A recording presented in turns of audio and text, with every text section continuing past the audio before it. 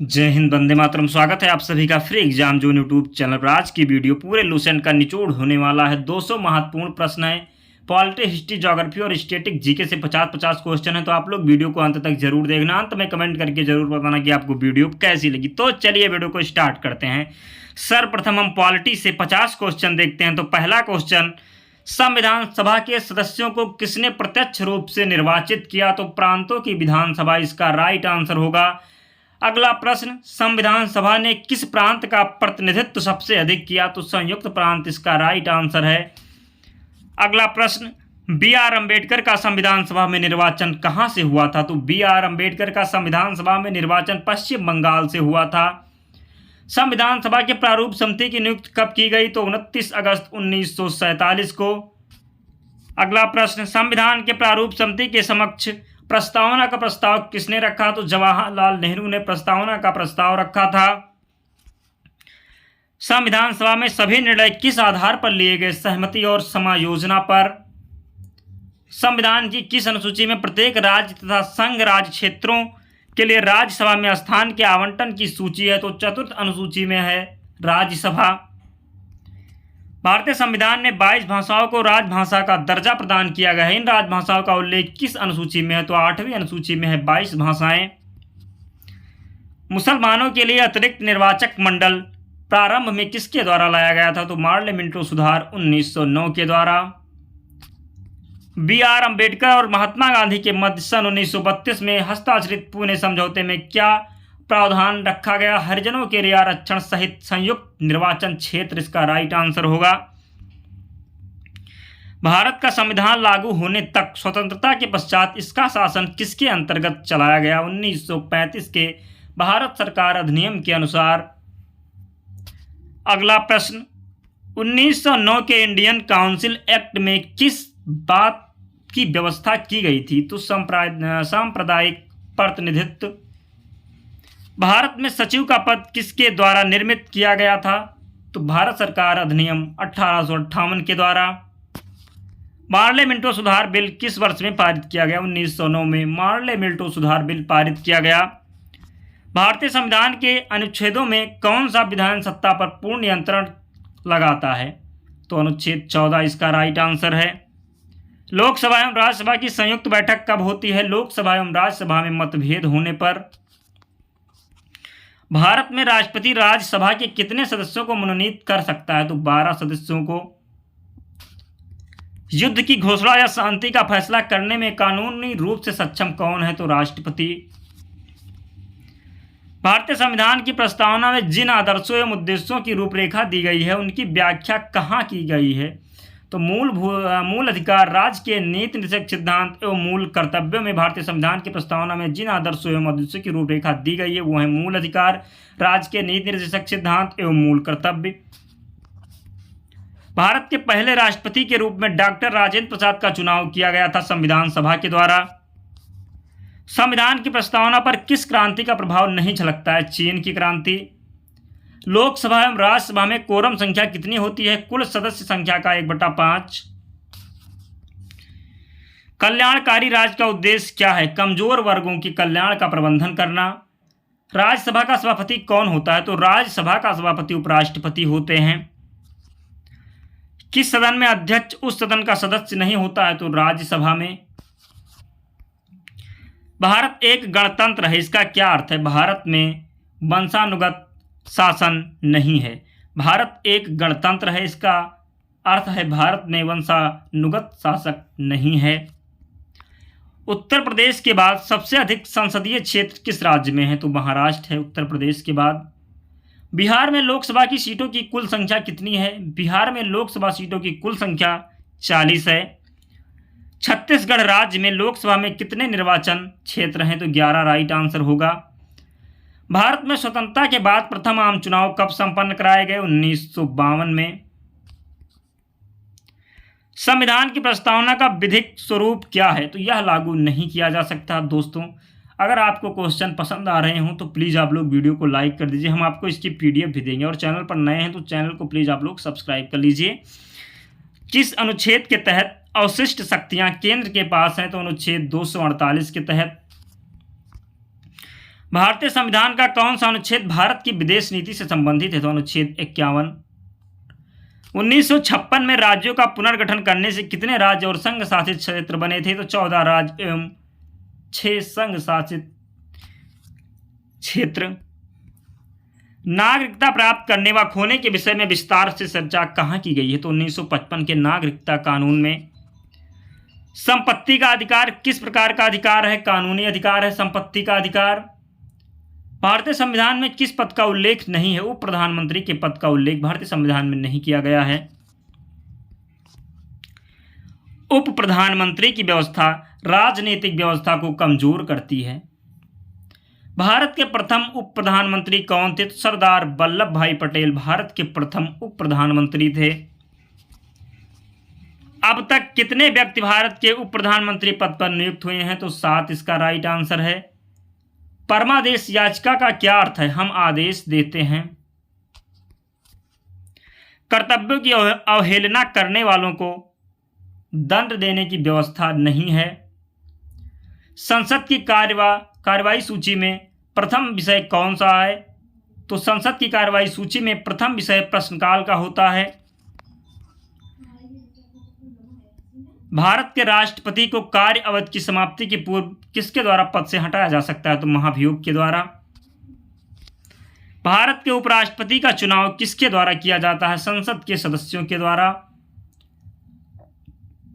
उपराष्ट्रपति का निर्वाचन किसके द्वारा होता है? संसद के द्वारा उपराष्ट्रपति का निर्वाचन होता है।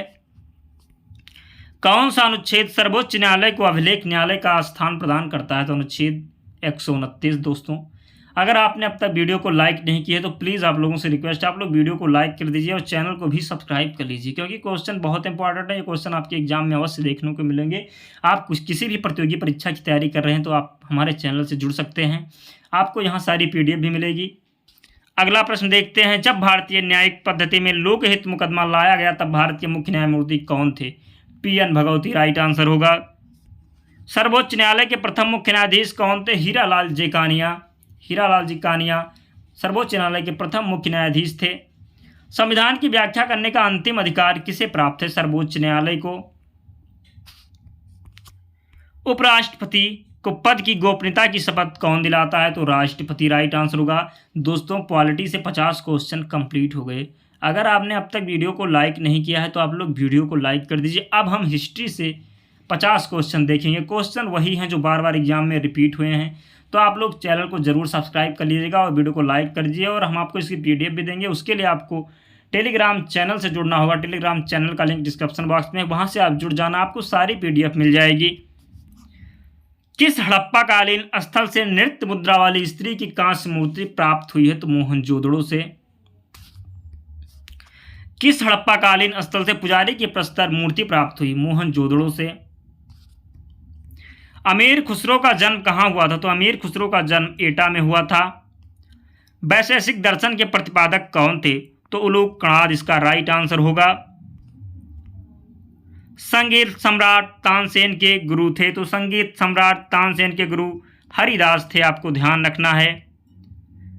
बुद्ध ने अपने जीवन की अंतिम वर्षा ऋतु कहाँ बिताई थी? तो कुशीनगर में। तानसेन का मूल नाम क्या था? रामतनु पांडे तानसेन का मूल नाम था। अशोकाराम विहार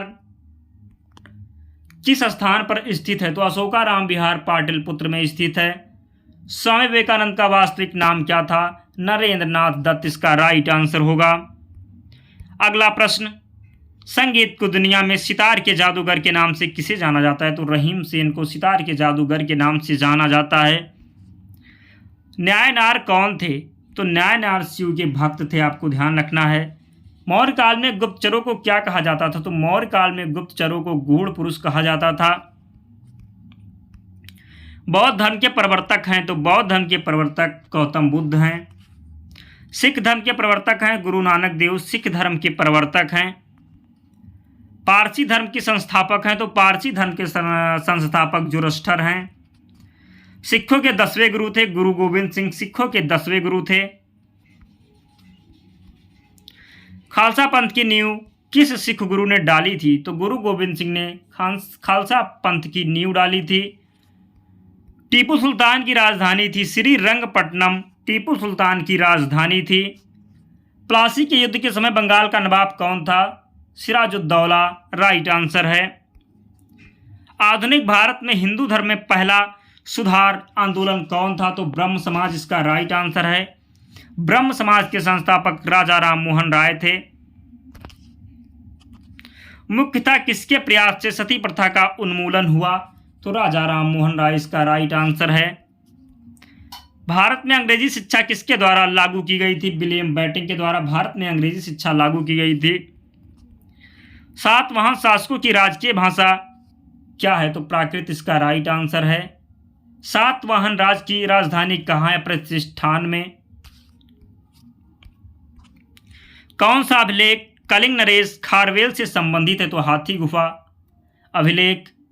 प्राचीन भारत में किसने नियमित रूप से सोने के सिक्के चलाए? तो कुषाण ने। अगला प्रश्न, ह्वेनसांग भारत में लगभग कितने साल तक रहा? तो ह्वेनसांग भारत में लगभग 14 वर्ष तक रहा। किस गवर्नर जनरल के कार्यकाल के दौरान भारतीय राष्ट्रीय कांग्रेस बनी थी? तो लॉर्ड डफरिन इसका राइट आंसर होगा। गीत गोविंद के रचनाकार जयदेव किसकी सभा को अलंकृत करते थे? तो लक्ष्मण सेन की सभा को। किसने सोमपुर महाविहार का निर्माण करवाया था? तो सोमपुर महाविहार का निर्माण धर्मपाल ने करवाया था। स्वराज पार्टी की स्थापना किस वर्ष की गई थी? तो 1923 में स्वराज पार्टी की स्थापना की गई थी। कांग्रेस का प्रथम विभाजन 1907 के सूरत अधिवेशन में हुआ था। इसमें दूसरा विभाजन कब हुआ? 1918 में। भुवनेश्वर तथा पुरी के मंदिर किस शैली से निर्मित हैं? तो भुवनेश्वर तथा पुरी के मंदिर नागर शैली से निर्मित हैं। भारत में प्रथम आक्रमणकारी कौन था? मोहम्मद बिन कासिम भारत में प्रथम आक्रमणकारी था। जगन्नाथ मंदिर किस राज्य में स्थित है? जगन्नाथ मंदिर उड़ीसा राज्य में स्थित है। रानी पद्मिनी का नाम अलाउद्दीन खिलजी की चित्तौड़ विजय से जोड़ा जाता है। उनके पति का नाम क्या था? तो राणा रतन सिंह। 1923 में चित्तरंजन दास एवं मोतीलाल नेहरू ने कहाँ स्वराज पार्टी की स्थापना की? तो इलाहाबाद में। चौरी चौरा नामक प्रसिद्ध स्थल कहाँ है? गोरखपुर में चौरी चौरा नामक प्रसिद्ध स्थल है। पाल वंश के पतन के बाद बंगाल का राजनीतिक नेतृत्व किसने किया? तो सेन वंश ने। पाल वंश के बाद सेन वंश ने बंगाल का राजनीतिक नेतृत्व किया। जैन वास्तुकला का प्राचीनतम उदाहरण कहाँ मिलता है? दिलवाड़ा में। हिंदू विधि की एक प्रसिद्ध पुस्तक दाएं भाग के रचयिता कौन है? तो जीमुतवाहन इसका राइट आंसर है। झंडा गीत किसने लिखा है? श्यामलाल गुप्त पार्षद ने झंडा गीत लिखा है।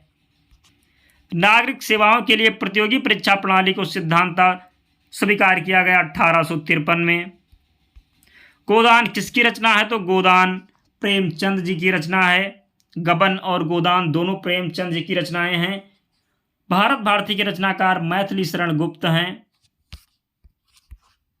पोस्ट ऑफिस के लेखक हैं? तो पोस्ट ऑफिस के लेखक रविंद्रनाथ टैगोर हैं।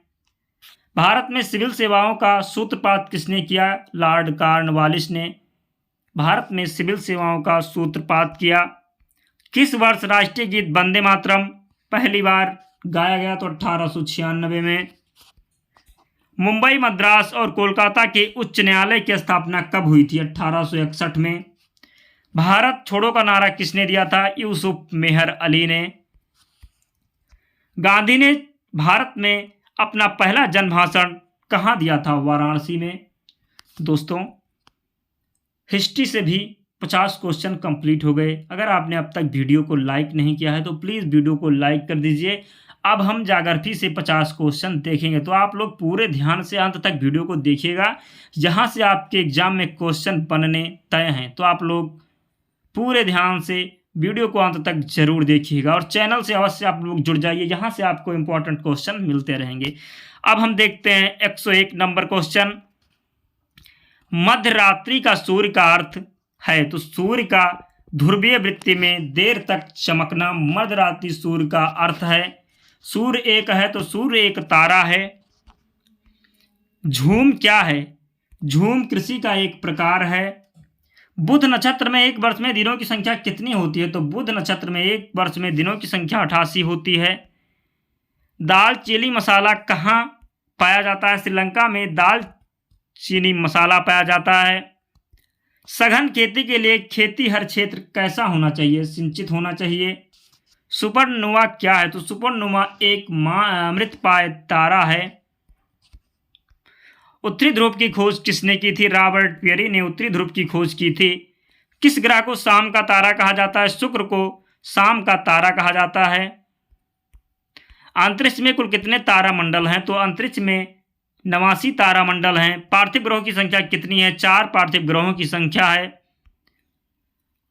मिलीजुली खेती से क्या तात्पर्य है? पशुपालन और कृषि साथ साथ करना। वह अक्षांश रेखा जिस पर 7वें दिन व रात की अवधि समान होती है, तो मकर रेखा पर 7वें दिन व रात की अवधि समान होती है। सोपान कृषि कहाँ की जाती है? पहाड़ों के ढलानों पर सोपान कृषि की जाती है। सिलिकॉन घाटी कहाँ स्थित है? तो सिलिकॉन घाटी कैलिफोर्निया में स्थित है। सिलिकॉन घाटी कैलिफोर्निया में स्थित है। विश्व का सबसे बड़ा खनिज तेल उपभोक्ता देश कौन सा है? तो संयुक्त राज्य अमेरिका इसका राइट आंसर होगा। विश्व की सबसे बड़ी कोयला की खान बांकी किस देश में स्थित? तो बांकी जिम्बाब्वे में स्थित है। चक्रवात का शांत क्षेत्र क्या कहलाता है? चछू कहलाता है। उष्ण कटिबंधीय चक्रवातों को ऑस्ट्रेलिया में किस नाम से जाना जाता है? तो ऑस्ट्रेलिया में बिली बिली के नाम से जाना जाता है। अब अफ्रीका महाद्वीप की सबसे बड़ी झील कौन सी है? विक्टोरिया झील अफ्रीका महाद्वीप की सबसे बड़ी झील है। पर्ल ऑफ साइबेरिया किसे कहा जाता है? तो पर्ल ऑफ साइबेरिया बैकाल को कहा जाता है। बैकाल झील को पर्ल ऑफ साइबेरिया कहा जाता है। विश्व का सबसे बड़ा द्वीप कौन सा है? ग्रीनलैंड इसका राइट आंसर होगा। कौन सा देश सबसे ज्यादा द्वीप समूह से मिलकर बना है? तो इंडोनेशिया सबसे ज्यादा द्वीप समूहों से मिलकर बना है। हिंद महासागर में स्थित सबसे बड़ा द्वीप कौन सा है? मेडागास्कर राइट आंसर होगा। जापान का सबसे बड़ा द्वीप है होन्शु। जापान का सबसे छोटा द्वीप है? तो जापान का सबसे छोटा द्वीप है शिकोकू, आपको ध्यान रखना है। भारत का सबसे बड़ा द्वीप है मध्यमंडल। भारत का दक्षिण तक द्वीप कौन सा है? तो ग्रेट होगा। सर्वाधिक नगरीकृत महाद्वीप कौन सा है? यूरोप सर्वाधिक नगरीकृत महाद्वीप है। सबसे कम गहरा महासागर कौन सा है? आर्कटिक महासागर। बरमूडा त्रिभुज किस महासागर में अवस्थित है? तो उत्तरी अटलांटिक महासागर में। विश्व में प्रथम बार व्यवस्थित जनगणना का श्रेय किस देश को जाता है? सूडान को। सार्गेसु सागर कहाँ स्थित है? सार्गेसु सागर उत्तरी अटलांटिक में स्थित है। काला सागर किस देश के दक्षिण में स्थित है? तो काला सागर रूस देश के दक्षिण में स्थित है। एशिया का प्रवेश द्वार किसे कहते हैं? तुर्की को एशिया का प्रवेश द्वार कहते हैं। किस देश को सांपों का देश कहा जाता है? ब्राजील को सांपों का देश कहा जाता है। प्रवाल क्या है? एक समुद्री जीव है प्रवाल। प्रवाल भित्ति क्या है? तो प्रवाल भित्ति समुद्री जीवों द्वारा निर्मित भित्ति है। चावल का देश किसे कहते हैं? थाईलैंड को चावल का देश कहते हैं। संगमरमर की भूमि के नाम से प्रसिद्ध है। इटली संगमरमर की भूमि के नाम से प्रसिद्ध है। महासागरीय गर्तों की सर्वाधिक संख्या किस महासागर में है? तो प्रशांत महासागर में महासागरीय गर्तों की सर्वाधिक संख्या है। संसार के समस्त महासागरों में अब तक कितने महासागरीय गर्तों का पता चला है? तो 57 राइट आंसर होगा। विश्व का सबसे बड़ा महासागरीय गर्त कौन सा है? मैरियाना गर्त। भारत तथा चीन के बीच सीमा बनाने वाली रेखा है मैक मोहन रेखा। भारत पाकिस्तान की अगर बात करें तो रेड क्लिफ रेखा होगा। भारत की सबसे लंबी अंतर्राष्ट्रीय सीमा किस देश से के साथ लगती है? तो बांग्लादेश के साथ भारत की सबसे लंबी अंतर्राष्ट्रीय सीमा लगती है। कोरोमंडल समुद्री तट किस राज्य में स्थित है? तमिलनाडु में कोरोमंडल समुद्री तट स्थित है। पश्चिमी घाट क्या है? तो पश्चिमी घाट एक भ्रंश कगार है। हिमालय की सबसे पूर्वी चोटी कौन से है? नाम चाबरवा। बुडापेस्ट शहर किस नदी के किनारे बसा है? तो बुडापेस्ट शहर डेनूब नदी के किनारे बसा है। कैस्पियन सागर में कौन सी नदी गिरती है? वोल्गा नदी कैस्पियन सागर में गिरती है। दोस्तों अब हम स्टैटिक जीके से 50 क्वेश्चन देखेंगे। ज्योग्राफी से 50 क्वेश्चन कंप्लीट हो गए। दोस्तों अगर आपने अब तक वीडियो को लाइक नहीं किया तो आप लोगों से प्लीज़ रिक्वेस्ट है कि आप लोग वीडियो को लाइक कर दें, क्योंकि क्वेश्चन हम वही लेकर के आते हैं जो बार बार एग्जाम में पूछे जाते हैं, तो बहुत मेहनत लगती है। तो प्लीज़ आप लोग वीडियो को लाइक कर दीजिए और चैनल को सब्सक्राइब करके बेल आइकन भी प्रेस कर दीजिए, क्योंकि वीडियो बनाने में बहुत मेहनत लगती है। तो प्लीज़ आप लोग हमारा सपोर्ट करिए, हम आपको इसकी PDF भी उपलब्ध कराएंगे। तो प्लीज़ आप लोग वीडियो को लाइक कर दीजिए, चैनल को सब्सक्राइब करके बेल आइकन भी प्रेस कर दीजिए। अब हम स्टैटिक जीके से 50 क्वेश्चन देखते हैं। बहुत महत्वपूर्ण प्रश्न है जो बार बार एग्जाम में पूछे जाते हैं। तो सानिया मिर्जा किस खेल से संबंधित हैं? तो सानिया मिर्जा टेनिस खेल से संबंधित हैं। टाइगर वुड्स किस खेल से संबंधित हैं? गोल्फ से संबंधित हैं टाइगर वुड्स। साइना नेहवाल किस खेल से जुड़ी हैं? बैडमिंटन से जुड़ी हैं साइना नेहवाल। PV सिंधु का नाम किस खेल से जुड़ा हुआ है? बैडमिंटन से जुड़े हैं PV सिंधु। कड़म मल्लेश्वरी किस देश से संबंधित हैं? भारोत्तोलन से संबंधित हैं कड़म मल्लेश्वरी। आदि शंकराचार्य का जन्म कहाँ हुआ था? तो आदि शंकराचार्य का जन्म कलाद में हुआ था। भारतीय शास्त्रीय नृत्य की सबसे प्राचीन शैली कौन सी है? भरतनाट्यम। गरीबों की कथकली नाम से किसे जाना जाता है? उटान तुल्लन को।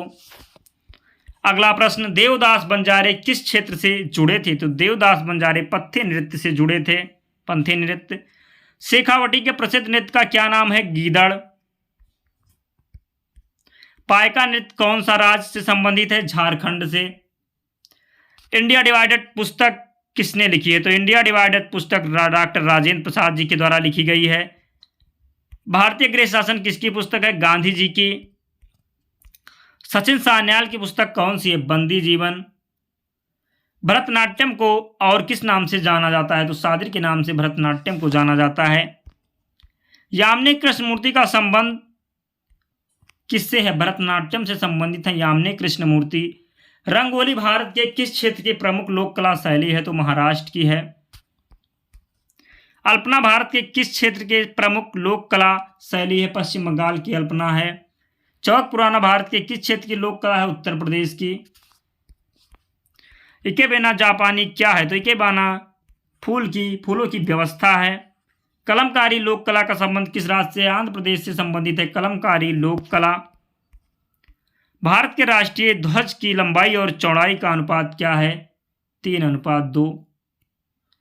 भारत के राष्ट्रीय ध्वज के मध्य में बने धर्म चक्र का रंग कौन सा है? गहरा नीला है। भारत के राष्ट्रीय ध्वज के चक्र में कितनी तीलियां हैं? तो 24 तीलियां हैं। स्वतंत्र भारत के राष्ट्रीय ध्वज का डिजाइन किसने बनाया था? पिंगली वेंकैया ने। भारत का राष्ट्रीय गान कौन सा? जनगण मन भारत का राष्ट्रीय गान है। भारत के राष्ट्रीय गान के रचयिता कौन है? रविंद्रनाथ टैगोर। कंकाल की मांसपेशियों की अनुमोदित संख्या कितनी है? 700। मनुष्य के शरीर की सर्वाधिक शक्तिशाली पेशी कौन सी है? जबड़ा राइट आंसर होगा। थायराइड ग्रंथ का शासन कहाँ है? तो थायराइड ग्रंथ का स्थान जो है गला में है। मानव त्वचा को रंग देने वाला वर्णक है, तो मानव त्वचा को रंग देने वाला वर्णक मेलानिन है। त्वचा की ऊपरी सतह क्या कहलाती है? त्वचा की ऊपरी सतह एपिडर्मिस कहलाती है। दोस्तों वीडियो कंप्लीट हो गई। अगर आपने अब तक वीडियो को लाइक नहीं किया है तो प्लीज़ आप लोग वीडियो को लाइक कर दीजिए और चैनल को प्लीज़ सब्सक्राइब कर लीजिए, क्योंकि क्वेश्चन वही होते हैं जो बार बार एग्जाम में पूछे जाते हैं। ये वीडियो आपके लिए बहुत हेल्पफुल होगी, तो आप लोग चैनल को सब्सक्राइब करके और वीडियो को लाइक कर दीजिए। और आपको इसकी PDF के लिए टेलीग्राम चैनल से जुड़ना होगा। टेलीग्राम चैनल का लिंक हमने डिस्क्रिप्शन बॉक्स में दे रखा है, या आप टेलीग्राम पर जाकर के सर्च करेंगे फ्री एग्जाम जोन तो आपको चैनल मिल जाएगा। आप ज्वाइन कर लेना, आपको सारी PDF वहाँ पर मिल जाएगी। तो मिलते हैं अगले वीडियो में, तब तक पढ़ते रहिए, ध्यान रखिए अपना। जय हिंद।